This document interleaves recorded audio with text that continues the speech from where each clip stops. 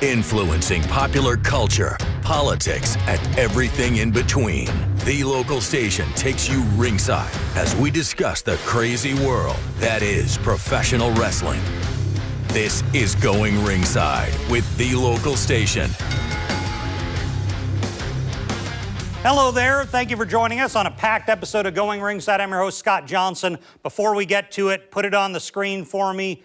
Please click subscribe on our brand new YouTube channel, youtube.com/@GoingRingside. We need your help to continue bringing you the biggest stars in the world and of all time every week. And let's bring who we have this week, starting with our top guest right here, Francine, the ECW Legend, is here. She'll be joining us in just 1 minute. And then friend of the show, Victoria Crawford, is back. We haven't seen Victoria in several weeks because, as you know, she's back out on the road with TNA all over the country right now. So we're going to catch up. She's back in Florida with us. So we brought her into the studio to chat about what's going on with her and in TNA. But let's start right over here with the original Queen of Extreme.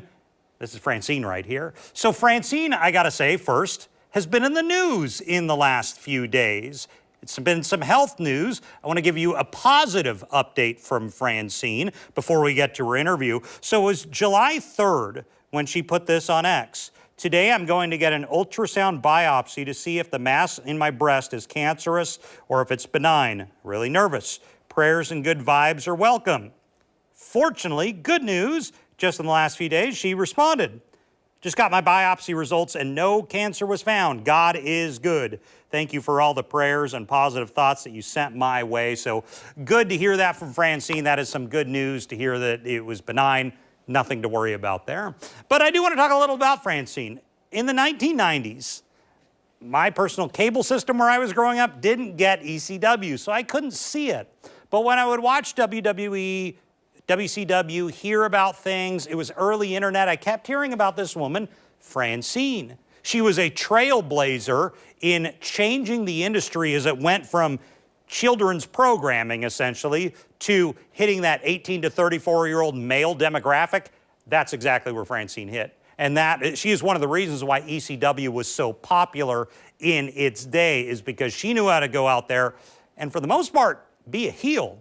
Babyface a little, but most part be a heel. She was very good at it. So I was glad to catch up with her, and let's get to it. Let's start off the show. Here's ECW Legend. Here is Francine.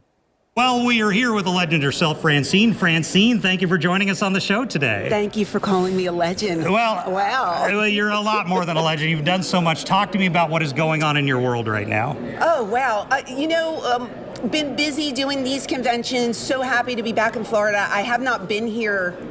I think the last time I might have been here was ECW. I don't think I've worked here. Original ECW? Yeah. Really? I don't. Did they go to Florida? Yeah. Oh, yeah. We went to Fort Lauderdale. Okay, I didn't know that because I always assumed ECW was just Philly. No. Oh, you did travel. That was the time in college where I'm like, because I couldn't get ECW on my TV, and it was so frustrating. A lot of people would get us at 2 a.m. Okay. In the middle of the night, they would go to bars, drink, come get food, and watch us, So how did it start for you? Did Paul call you in, or how did you even get involved? So I was working at a life insurance company in Center City. I'm from Philadelphia originally. And I hated my job. And I was just getting into wrestling at the time. I wasn't a lifelong fan, didn't grow up with it. I think I found it around 19 years old. And I was a big fan of WWF. And one day I came home from work, and it was a Tuesday. I was sitting in front of the TV eating dinner, and this show came on, and it was called Eastern Championship Wrestling. And there was no one that I knew. Wasn't familiar with any of the workers. Did you watch wrestling at that point? I was only watching WWF. Got it. But I was a very new fan. So that's my only education was like Shawn Michaels, The Undertaker, those type of guys.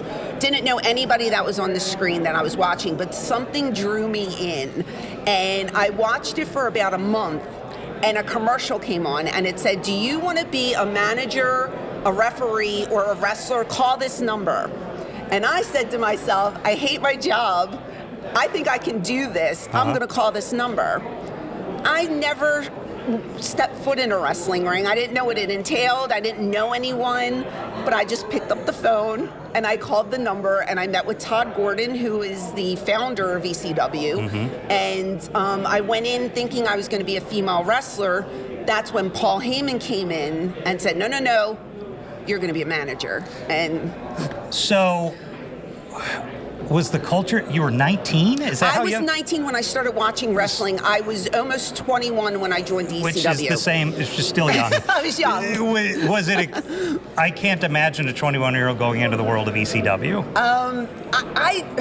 I honestly didn't know what I was getting myself into because all I knew was what I saw on television. But the guys were so welcoming, and my frame of mind was, I'm just going to work as hard as I can because I don't want to be somebody's girlfriend or some, you know, girl that came off the street that is just going to look cute and stand there and do nothing. I wanted to leave my mark on wrestling. And that's what happened quickly. That's what I tried to do. So when you're thrown into the chaos in the ring, out of the ring, stuff that is not necessarily going to be able to be on a lot of television stations. Right. What's going through your mind? I'm trying to get over. Yeah. Trying to, you know, whether a heel or a face. If you're a baby face, you want the fans to cheer you. If you're a heel, which I was 90% of my career, I wanted the fans to boo me. I wanted them to call me names. I was very successful at doing that. Favorite memory from ECW? The match, angle? The night that I went through the table. This is your favorite memory? Yeah, one of my favorite memories because that was my pairing with Shane. That's when him and I were put together after the table bump. And I think I was told I was the first woman to go through a table, at least in the States. I don't know what they were doing in Japan. Yeah. That's what I get credited for. So. And you essentially changed the industry with that. I think as a whole, ECW changed the industry. I think we were doing things that the other companies were not even aware existed, and we were just trying to entertain and put ourselves on the map. You say the things you liked. What are something you didn't like? What you got there and you're like, I'm not a fan here? There really wasn't much. Really? I mean, yeah, I was never that one who wanted to work for the bigger companies. I was very comfortable in ECW. Felt safe with the guys. We were like a family. It's interesting you say felt safe, because to the viewer, you would think you would not feel safe. And there's things that happen. You can't control what happens when you step in the ring. So I've had my share of injuries. I broke my pelvis, for God's sakes. How did that happen? Bam Bam and I were supposed to do a spot, but in the back, instead of calling what we're doing, he just said, trust me, I'll do something to you. And I was just like, okay. And so kind of went in blind. I didn't know what the bump was going to be. And he picked me up and pressed me over his head and just threw me to the side. And as it felt like I was floating for 5 minutes, but it was technically probably 20 seconds. I was trying to position myself to take a back bump, but I landed on my hip. And I ended up breaking my pelvis in 2 places. You and Shane Douglas have remained to this day. I mean, right now you're here together. Yeah. How did that happen? How did it get to the point where you guys retained this relationship for decades? We've been friends forever. I think it's been probably 32 years now. And I call him my husband on the road. My real husband loves him. I mean, he's come to my house, slept over at my house. He knows my kids. We've just had this understanding, we listen to each other. We bounce ideas off each other. We help each other. It's been a very nurturing relationship. I consider him not only a friend, but like a brother. And it's just been wonderful to work with him. And again, he's one of the guys that I trust, and I know that if I'm on the road, I'm taken care of. And before we go, how do people keep track of you and what you have going on in life? My socials, you can find me at ECW Diva Francine. I have a podcast, iHeartRadio, Spotify. It's called Eyes Up Here with Francine. And I'm also on YouTube. You can find me at ECW Diva Francine, ! Francine, thank you so much for joining us on the show. Thank you. I appreciate it. So I appreciate Francine. And by the way, we're going to have Shane Douglas in coming weeks, who was there with her at the time. But we'll save Shane for a later date. And right now, I want to turn the program over to this lady who we haven't seen in a few weeks. Our friend of the show, Victoria Crawford, if you weren't aware, has gone on to TNA. She is now one of their top stars, and now she is official. She was, last time we had her on, she was kind of half official with TNA. Now she's official, contract signed with the big company. So we were so excited to finally get her back, because you know, this lady is a traveling wrestler all over the country, doing shows in California, everywhere in between. So we are excited to get her back in the neck of the woods. Check in with Victoria on how life is right now in TNA. So let's get to it. Here's our longtime friend of the show. Here's Victoria Crawford. Well, after a long hiatus, Victoria is back. She's a woman who's on the road as of late. Thank you for coming back to town, Victoria. Thank you for having me, Scott. So you're as busy as anyone gets. You're on the road. You're just taking off with TNA. What is going on in TNA world right now? You're going to make me blush. Yeah, so it's official. I'm with TNA. Yeah. It's official. Because well, last time we talked, it was kind of half official. Yeah, it was kind of half official. Okay. Or, you know, but it's official. Okay, I'm great. a knockout. Woo! So far, so good. You know, it's nice that the schedule is a couple times a month, right? So it's a good time to get reacclimated to that road life. That was probably my biggest, like, oh God, what's going to happen? Mm-hmm. But getting there, everything's good. I'm in a segment, or I'm in a storyline with a girl named Tessa. And Tessa Blanchard, who our viewers probably know very well. Yes. I want to, before I get to Tessa, you say you're doing good, but you had some sternum issues, is that right? I did. So, you know, our job's very physical, but I had got, you know, my girlfriend like laid it on my sternum. And so there was a couple of weeks where I was kind of just like, kind of bruised and held up. But the only thing I want to mention about that is how much use you need in this area. Oh, yeah. You notice it when it's hurt. Yeah, I did notice it before. Because I wouldn't think of my sternum, but if it's hurting you. Then... Yeah, I was like, oh my God. So, you know, there were, let's see. So, yeah, I was taking a clothesline and kind of didn't really consider getting the throw at the face, you know, and I'm like running, I'm like, yeah. But, yeah, so. So how's it going with Dreamer? Good. So we just had Francine on, which makes me think of Tommy Dreamer. So how has Dreamer been doing with TNA? He's great. He's busy. He's very busy. It's nice to see him in this office role again. Mm-hmm. But I love how he likes to kind of jump the ropes and get in the ring too. Okay. You know, so that's. So we, let me talk about Tessa Blanchard. What's going on there? This is kind of the big thing. Are you getting heat because you're teamed with her? I mean, what's that like? It's warm over here. But we just laugh so much. So Tessa's great. She's a strong superstar at TNA. She's been there a long time. You know, Dreamer fills me in on a lot of her career history, which I find very interesting. Like, he's a big fan of hers in the locker room. But, you know, she was in the men's division. She, like, held up her own there. So she reminds me of like a Chyna, I guess, in a sense of the storytelling of kind of like her ability, but she's so athletic. She brings it to the table, which I'm excited to be teamed with her. Mm-hmm. I think at this point in my career, it's either one of those things where if I'm not still learning something, there probably is a different role for me to be in the business, right? Yeah. So I'm looking forward to being with Tessa, because she seems to really, like I said, bring it. So I think my style is going to change. So selfishly, I'm looking forward to that. But all the girls are different, and Dreamer allows us to be... What do you mean different?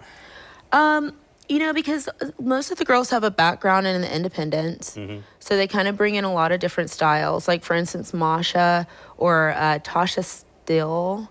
I find her really intriguing because she's been in the independents. She's still not yet gone to WWE, which is like a really nice experience for me in the locker room, because all these girls are coming in either trying to go there or be at TNA, of course, you know, but inevitably, like, some of the girls, like you saw one recently, you know, they do still dream to go on, and that's really cool. So I'm, you know, so it's just kind of like, I think in a sense, going back to the style, I think it almost brings more of an intensity with that to create something real, you know, and I think that that's where I'll get to learn another instinct, I guess, you know. But what I do appreciate is Dreamer and the girls have let me play around with all the things I think I know in there. And sometimes in my other experience, I would be very like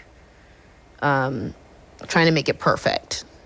So I got to ask you about another guy. I just sat down a few days ago with Trick Williams. Love him, yes. He had some interesting takes on TNA. First off, he started going off on Joe Hendry. Should I be surprised by that?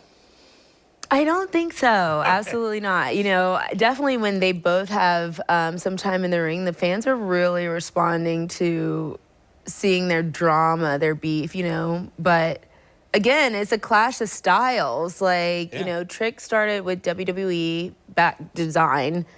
And Hendry, again, another one of these independent superstars trying to get there. It's in itself, to me, I just still want to highlight what's going on outside the ring, too. So the Trick interview will be coming in coming weeks. It was good. I was like, I didn't expect this from him. But one thing he did was he went off on the TNA locker room. Says, I love the TNA fans. No respect for the TNA locker room. Has there been division there, bringing in this WWE NXT guy? I mean, you know, obviously the guys' locker rooms probably have different chatter and stuff, but it is something unique to see the WWE superstars backstage. I mean, because again, there's more talent now at TNA that's wanting that spot. And it almost, to me, is so interesting because it makes it even more real because they're in our yard now. You know, we weren't able to cross-brand before. Well, if I do this right, this show will be to your computer or TV, wherever you watch it, on, I think, July 15th, 16th, something like that. What's coming up for TNA? What do fans need to be watching for? Well, definitely Slammiversary, which is next week. Okay. I don't want to try and guess on the number. Is it the 19th possibly or the 20th? But Slammiversary is a big deal for you guys. It's a real big deal. It's kind of like the Super Bowl for us. I see it at TNA Plus? Is that the best? You can definitely see it on TNA Plus. And that's really unique because if you sign up, you get a free month free or 1 month free right now. Okay, that's good to know. That's pretty cool, I think, you know. Yeah. So Slammiversary, so that'll be perfect timing. So Slammiversary is next week. Again, with the mix of the talent, like Evolution is tomorrow. Mm-hmm. And Masha will be there. Okay. Yeah. So no, like wrestling, I'm freaking out. It's all over the place now. It's crazy. The amount of PLEs, pay-per-views going on, I think, like in this next stretch of days is insane. Yeah. Was it ever like this before? I don't remember a time like it, really, but it was funny because I did a virtual this morning and one of the fans said that they're going to have a wrestling crash out. Oh. So funny. I was like, what does that mean? And they were like, we have Evolution, All In, and there's another something going on, SN something. I'm not real sure. There's just a lot, There's just a lot. Victoria, it's so good to see you again. We see you as often as we can. She's a lady who's on the road, and maybe a lot of your friends at TNA in coming weeks. Yeah. We look forward to that. So, thanks, Victoria. Thank you, Scott. Well, thanks to Victoria and, of course, Francine for joining us on the show today. And thank you so much for being here. As I've been teasing, we're getting closer to some big announcements here at Going Ringside. I will have them for you and let you know as soon as we are ready to make them public, but appreciate you for watching. We'll see you back here next time. This has been Going Ringside with The Local Station, brought to you every Wednesday on your favorite podcast player, on News4 Jax Plus, as well as the News4 Jax YouTube channel.